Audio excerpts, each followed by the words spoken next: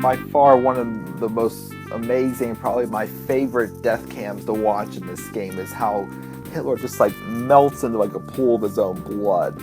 That is a pretty darn cool way to end this episode. It was probably in movies though. I mean, I'm not really the biggest horror film person. I mean, I'll watch them, but I'm not that big a fan of them. But I probably would get disgusted by that in actual movies. Or probably if it wasn't like drawn.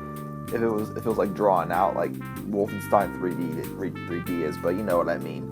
But yeah, episode 3 is done. We finished it in 32 minutes and 39 seconds. Got 100% kills, secrets and treasure as always. So yeah, we're back to 100 for everything since we couldn't get 100% for everything in episode 2 because of the Adolf maze. But yeah, about this map, it's another pretty cool boss battle.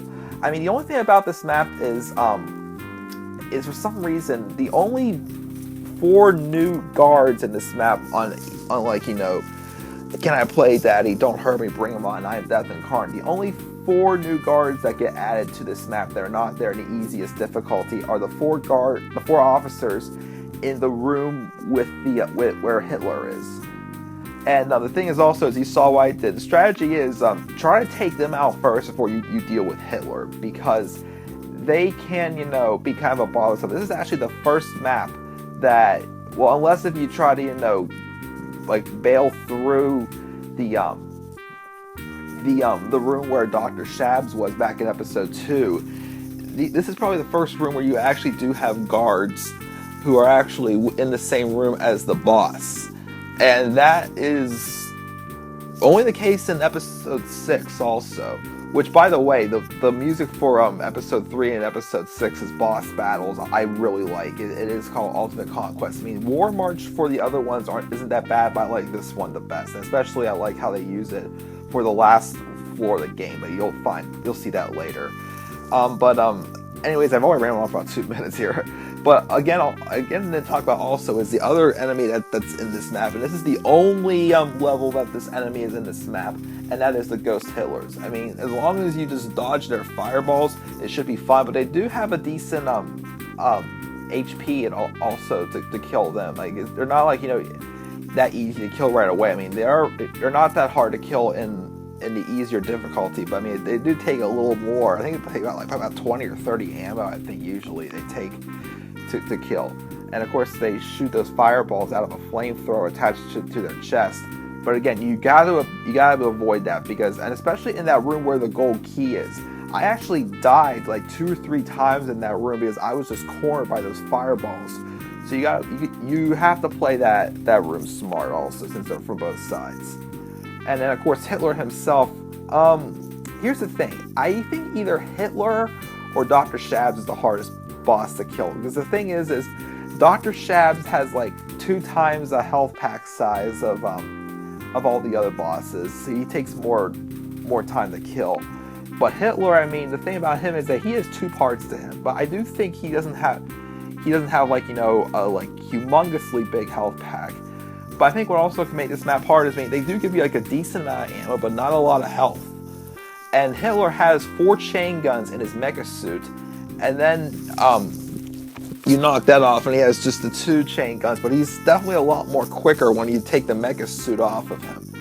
And of course, if you try to go wandering off into other rooms of this map, well, I didn't, you probably might have to look out, because if after he takes his mega suit off, you probably wouldn't hear him. But yeah, I actually rambled on quite a bit about this map. Let's go to the story and see what's next for us. Congratulations! The absolute incarnation of evil, Adolf Hitler, lies at your feet in a pool of his own blood. His wrinkled, crimson-splattered visage still strains, a jagged-toothed rictus trying to cry out. Insane even in death. Your lips pinched in bitter victory. You kick his head off his remains and spit on his corpse. Sieg Heil. Huh? Sieg Hell. But the adventure is just beginning, and if you like Wolfenstein, you'll love the prequel trilogy of Nocturnal Missions. 30 more action-packed, super challenging levels. BJ battles the Nazis as they plan large-scale chemical warfare, fight Otto Giftmacher, Gretel Gross, and General Fett Gezet. Now, at the end of the first 2 episodes, I keep reading this part, and I keep saying you'll find out at the end of episode 3 what this means, because I'll tell you right now, for some reason, I don't know why they did this. I don't know if it's because of the difficulty or the more importance of the chemical war, but episodes 4 to 6 are called the Nocturnal Missions, which also means that they take place actually before episodes 1 to 3, which, I mean, is kind of strange in my opinion, but I mean, it's a decent touch. It's probably like, you know, just like more like a backstory of like how it all got to there, because BJ actually gets imprisoned after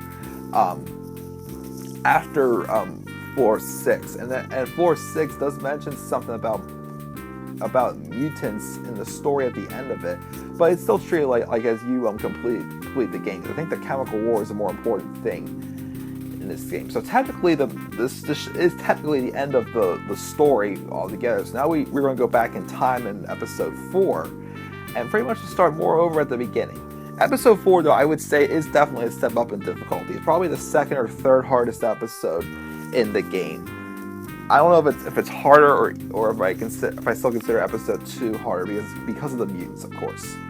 But yeah, that is it for episode 3. Short maps, for the most part, not too difficult of an episode. I'll see you in episode 4, everybody. A Dark Secret, and I am the Club of the Man, 1993.